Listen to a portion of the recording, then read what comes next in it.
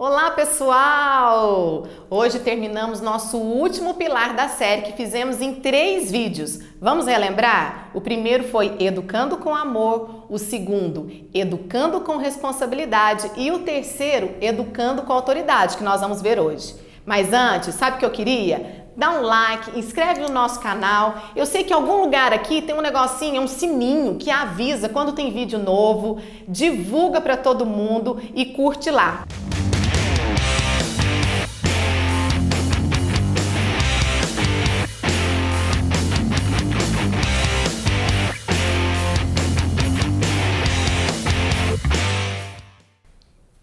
Quando falamos de autoridade, tem gente que já torce o nariz, porque na verdade desconhecem o privilégio e a eficácia da autoridade. Confundem com superioridade e autoritarismo. Mas hoje vamos entender como a autoridade é extremamente importante nas nossas vidas e no caso que estamos falando, na educação dos nossos filhos. Muitas das vezes, a desobediência, a falta de respeito, a rebeldia e a falta de educação têm a ver com a autoridade, pela falta dela por parte dos pais e pela falta de reconhecimento da parte dos filhos. Faremos agora um passeio e lembrando das fases que já passamos e estamos vivendo na criação dos filhos em relação à autoridade. Antigamente, nas famílias, tínhamos uma educação muito autoritária, lá na época dos meus avós. A minha mãe e o meu pai já receberam essa educação.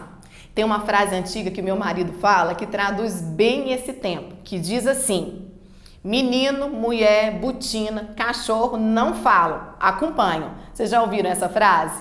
E era assim mesmo, algo bem autoritário, onde as crianças não tinham voz, tinham que obedecer e pronto. Não tinha conversa e o castigo físico era muito presente nessa educação. Manda quem pode, obedece quem tem juízo. Não havia um relacionamento e nem questionamento. Era um autoritarismo. Existiam os exageros, mas por outro lado tinha algo muito bom, que era o respeito pelos pais e o reconhecimento dessa autoridade. Tempo onde se esperava o pai para o jantar. Só servia depois que todos estivessem sentados na mesa. O melhor pedaço de carne era do pai, porque trabalhava muito e tinha que se alimentar melhor. Os adultos conversavam e as crianças não interrompiam.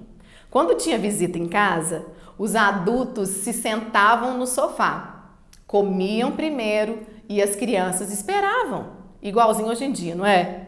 Daí, achamos que aquela educação não era boa. Vamos mudar tudo. As crianças tinham que ter voz agora, decidirem o que querem e o que não querem. E viemos para uma educação agora totalmente permissiva, onde as crianças têm voz demais e decidem demais. Hoje perguntamos: onde você quer sentar? O que você quer comer, meu filho? Você quer ir para a escola? Você quer ir dormir agora? Hoje as crianças jantam primeiro, se sobrar, a gente come o resto. Se temos visita em casa, a gente senta no chão as visitas porque as crianças estão no sofá. E ainda a gente tem que assistir Peppa Pig, não é verdade?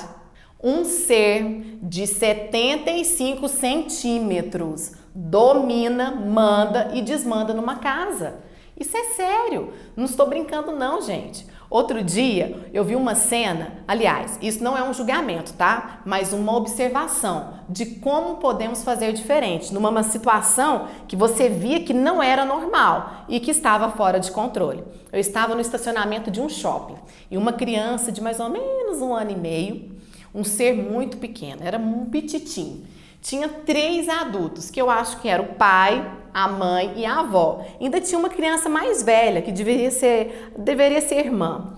Todos em volta da pititinha que gritava, corria, e eles em volta desesperados, não conseguiam segurar. Tudo isso porque ela queria ficar no meio do estacionamento, onde passavam os carros.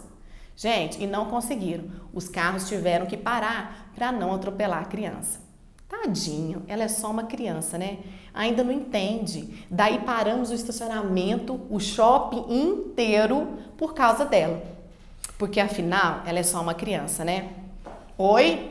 Justamente, gente, porque ela é criança e ela não sabe que eu tenho que ensinar. Eu falo que agora nós estamos em uma outra época de educação, não mais só permissiva, mas pior ainda, uma educação que é omissa, onde os pais não estão nem aí, não se importam, não se interessam em ensinar, acham que tudo é coisa de criança e de fase. Ah, quando crescer passa, quando ele virar adulto aprende. Triste, mas é o que a gente tem visto por aí. E aí, Michele? Passamos pelas fases da educação. E agora o que eu faço? Eu choro? Gente, vamos chorar, é isso mesmo, vamos chorar porque o negócio tá difícil, vamos todo mundo chorar. Brincadeira, gente, calma, tem solução para tudo isso. O mais importante não é excluir uma fase pela outra, mas reter tudo que é bom em cada uma delas. E essa é a minha proposta e que ensino e faço na minha casa.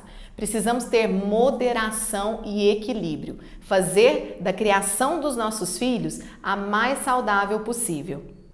Agora eu vou te falar de dicas de como entender e exercer a nossa autoridade como pais.